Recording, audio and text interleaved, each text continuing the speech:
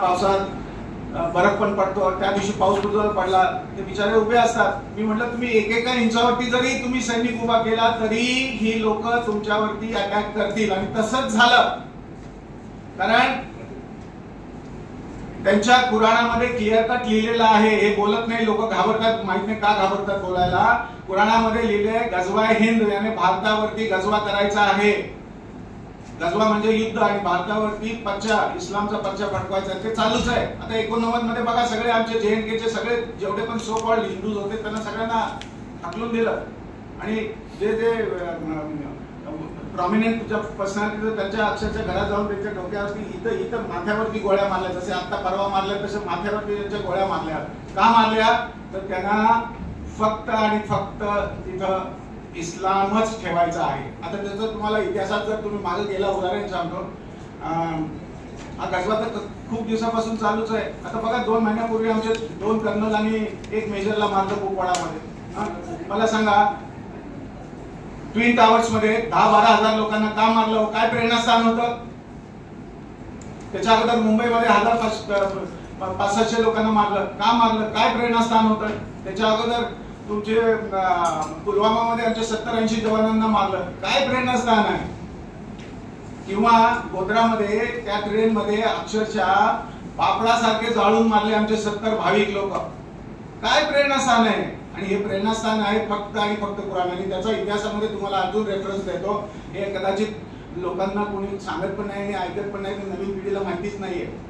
मला सांगा, आपल्याकडे तक्षशिला होती, नालंदा पण होती, जगाचं महाविद्यालय आमच्याकडे होती. आपण सगळे आर्य आहोत. आर्यचा अर्थच माहित नाही आपल्याला. खोटा इतिहास सांगितलं, आर्य बाहेर से आए थे. अरे आर्य बाहेर से नहीं आए थे, आर्य यहाँ से बाहर गए थे. आर्य म्हणजे तुमच्यासारखा ज्ञानी, विचारवंत, श्रेष्ठ. आणि हा श्रेष्ठांचा, म्हणून ह्या देशाला आर्यवत म्हणायचे. तुम्ही जुने सिरियल बघा, रामानंद सागर वगैरेचे, त्याच्यामध्ये रामाला काय म्हटलंय? हिंदू म्हटलं नाहीये, हिंदू राम नाही म्हटलं, आर्यपुत्र राम. आर्य या शब्दापासून आपण दूर गेलेलो आहे. आपण सगळे आर्य आहोत. आणि या ज्या ग्रस्ताने आमची जी युनिव्हर्सिटी होती, जगातली सर्वात मोठी युनिव्हर्सिटी, ती त्यांनी जाळली. आणि बघा, त्या हरामखोराच्या नावावरती तिथलं रेल्वे स्टेशन, ही व्यथा आहे या देशाची. 6 महिने पुस्तकं जाळत होती. आणि नुसती पुस्तकच नाही जाळली, नाही उभं राहतो, जरा उभं राहिल्यानंतर मजा येते. तर हे फौजी स्टाईल आम्हाला ऐसे होत आहे. अरे लढाईमध्ये कोणी सुद्धा जात नाही तसं. जोपर्यंत चेव नाही चढत ना छातीत, तोपर्यंत तुम्हासाठी मरायला तयार कोणी होत नाही. अरे नुसती जरी हाताला जिवाळी लागली ना, तर 8 दिवस झोप येत नाही. पण तिथं छातीत गोळी घ्यायला पोरं तयार करायचे असतात. आणि त्याच्यासाठी आम्हाला लिडिंग करायचं असतं, यंग कॅप्टन, यंग ऑफिसर. तर ज्यांनी ती पुस्तकं जाळली, नुसती पुस्तकं नाही झाली, 6 महिने पुस्तकं जाळत होती. आणि तिथं तुमच्यासारखे जे पण विद्वान होते, ज्ञानी पुरुष होते, ते त्यांना सगळ्यांनाच जाळायचं होतं. त्याने सगळ्यांना जाळलं त्यांनी. आणि त्याला फक्त आणि फक्त एक विचार ठेवायचा होता. कुठला विचार? कुराणचा विचार. आणि तेच चालू आहे सगळीकडे, तेच चालू आहे. आता हा परवाचा जो अटॅक येतो ते गजवा हिंदच आहे, त्याच्यामुळेच झालेला आहे. दुसरं काही कारण नाही. आम्ही नुसतं पाकिस्तान पाकिस्तान करू. अरे त्यांचा जो चीफ आहे तो स्वतःच मुल्ला आहे. आणि आजच्या घटनेला सुद्धा मदरशामध्ये काय शिकवतात?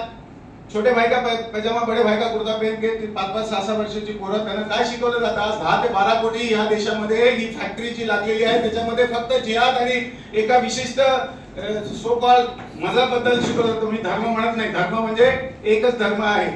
धर्म म्हणजे सर्टन डूज अँड डोंट्स. हा इस्लाम जो आहे मजहब आहे. मजहब हे मत आहे, प्रणाली आहे. धर्म म्हणजे सर्टन डूज अँड डोंट्स. आणि धर्म जी सनातन संस्कृती आहे, जी लाखो वर्षापासून चालत आलेली आहे आणि अविरत ती पुढे पुढे जाणार आहे. आणि त्याच्यामध्ये सबकी सेवा आहे. काही कुठं कुणाला सरसे तंजुला वाली बात नाही आहे. तर हे ज्या पद्धतीने मदरशामध्ये शिकवलं जातंय, तिथं जिहादी ट्रेनिंग दिलं जाते. आणि ही पोरं जी तयार होत, तिथं कोणी इंजिनियर होईल असं शिकवलं जात नाही, डॉक्टर होईल असं काही शिकवलं जात नाही. तिथं फक्त आता हे मी बोलतोय, मेरा शायद सरसे तन जुदा भी हो सकता था. एकदा मेलोय, पुन्हा पुन्हा काही मरत नाही यांच्या हातून. आणि तर सांगायचा उद्देश काय की हे जे चाललेलं आहे, गजवावर चाललेलं आहे. आणि इथले सगळे, तुम्ही जरी, मी नेहमी म्हणतो की पूर्ण इंडियन आर्मी जरी लावून पाकिस्तानला उडवलं ना, तर इथले 20 कोटी तयार होतील तुमच्या डोक्यावर चढायला. अरे हा काय बोलतोय मला सांगा. 1947 साली बैरिस्टर जिना काय म्हटला, हमारा खानपान अलग है, रहन सहन अलग है, हम छोटे भाई का पैजामा बड़े भाई का कुर्ता पहनते हैं, हमको अलग देश चाहिए। मग नेहरू गांधीकडे गेले, नेहरू गांधी म्हणले बोले चलो इलेक्शन करा, इलेक्शन हो गया, 100% म्हणले हमको पाकिस्तान चाहिए। अरे पण गेले किती? 1% पण नाही गेले, सगळे इथंच मारतायत ना। मला सांगा, तो हैदराबाद वरून येऊन तो काय म्हणतो, 15 मिनिट पुलिस को हटा दो हम 100 करोड़ को काटेंगे। अरे का आम्ही काय बांगड्या घातल्यात का? अरे आमच्याकडे ही सहिष्णुता आहे, आमच्या रक्तामध्येच ते आहे। तर मुंगे आले तुमच्या कुणाच्या पायाखाली तर तुम्ही तिला साखर टाकाल। 1000 वर्षापासून हे सगळे झाले ना, तुर्की आले, ब्रिटिश आले, अफगाणी आले। आता अफगाणिस्तानला मला पाण्यावरती माझं मोठं काम आहे, मला बोलत असतात, तर तिथं आजच्या घटकेला बोंबलायला प्यायला पाणी नाहीये, पण इथं आले तर इथं सप्तसिंधू कोण परत जातोय? इथं सगळे इथंच मारतात, इथंच येऊन त्यांना राहायचंय, परत कोणी जातच नाहीये, सगळे इथंच येत आहेत। आणि ह्याला सुद्धा त्यांना तुम्हाला गजवा करायचा इथे येऊन। तर सांगायचा उद्देश काय माहितीये का, हे जे झालंय ना हे फार दुःखदायक आहे। आता 89 साली तुम्हाला सगळ्यांना माहिती आहे, तुम्ही पत्रकार मंडळी, तुमचं वाचन भरपूर असतंय। 89 सालापासून बघा सगळेचे सगळे JNK मधले अक्षरशः झाडून पुसून सो कॉल्ड हिंदू, आता हिंदू हा शब्द आपला नाही बरं का, तुम्हाला माहिती असेल कदाचित, हिंदू हा 7व्या शतकामध्ये शब्द आलेला आहे।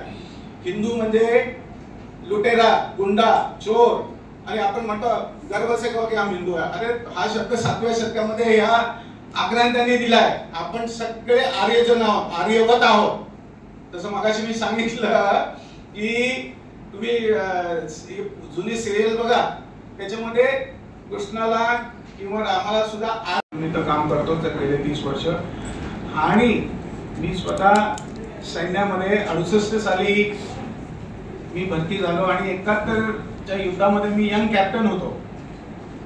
आणि मी ज्या रेजिमेंट मध्ये होतो तर माझ्या रेजिमेंटचे, ग्रेनेडियर रेजिमेंटचे एका रात्रीमध्ये आमचे 47 जवान आणि 6 अधिकारी मारले गेले।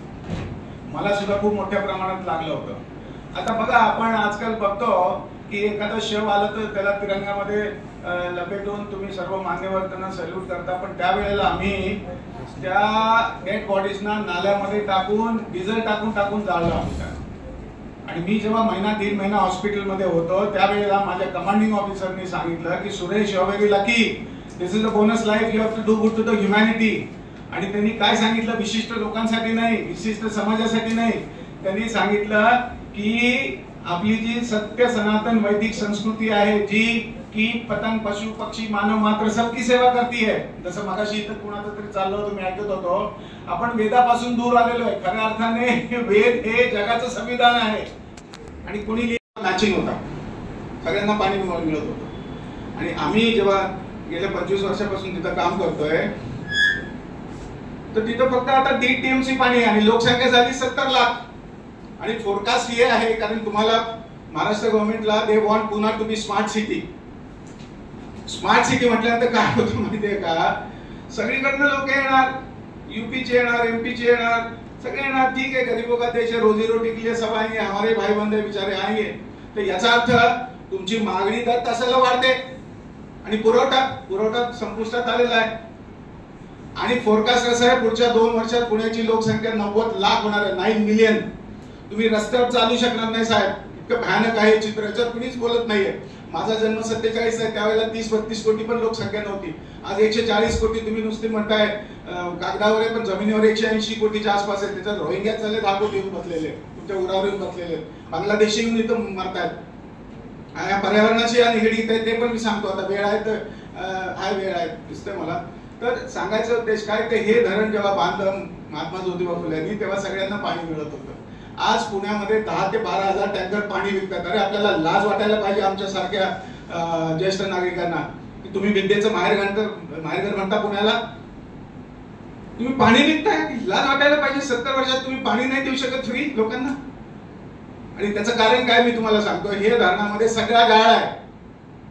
जेव्हा मी गव्हर्नमेंटकडे गेलो होतो त्यावेळेला ते अजित पवार होते, ते जलसंपदा का जे पण संपदा होते माहित नाही कसले संपदा आहेत ती लोक, तर ते म्हणले कदा साहेब तुम्हाला पाण्याची चिंता आहे ना, मग आम्ही असं करतो धरणाची भिंत आम्ही 5 फुटांनी वाढवतो।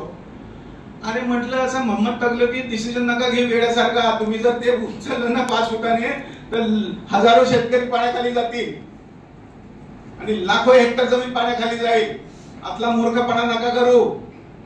इतिहासात वाचा जरा काही ज्यांनी ही राजधानी हलवायचा प्रयत्न केला, त्याची कशी वाट लागली तशी तुमची पण वाट लागेल म्हटलं. त्यातलं नका करू. मग आम्ही जे सांगतो ते करा.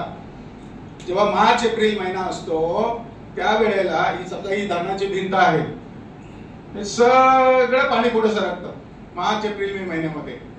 म्हणजे हा 22 किलोमीटरचा परिघ असलेला जो तलाव आहे तो सगळा नागडा उघडा होतो. 20 किलोमीटर सगळं नागडं उघडं होतं.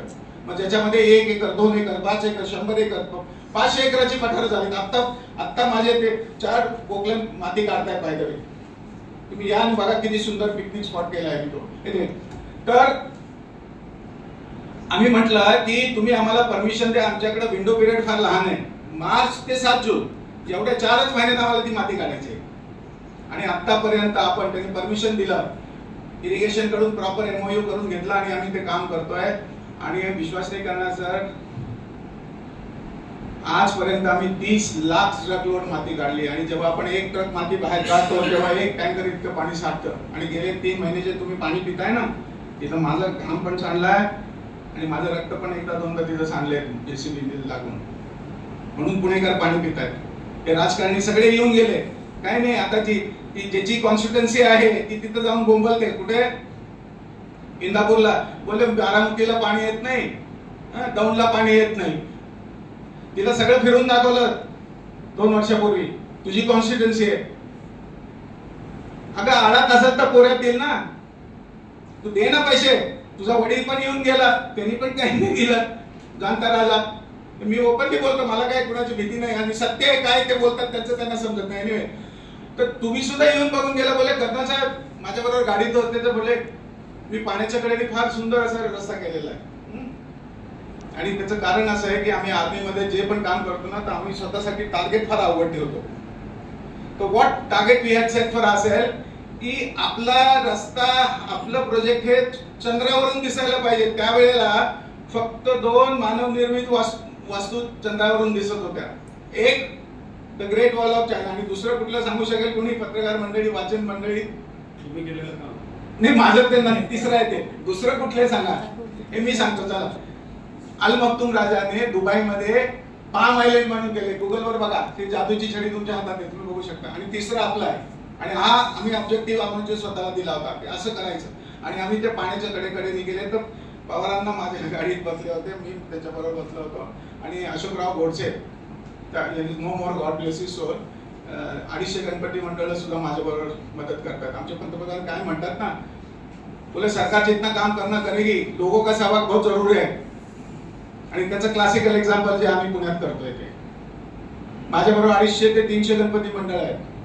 तुमच्यासारखे रोटरीचे मेंबर्स, तुमच्यासारखे निसर्गप्रेमी, तुमच्यासारखे लायन्सचे मेंबर्स, NCC, NSS सगळ्यांनी मला मदत करतात. आज 5,000 कोटीचं काम उभं केलंय साहेब. एनिवे, तर पवारांना आम्ही जेव्हा पाण्याच्या कडेने घेऊन गेलो तर बोले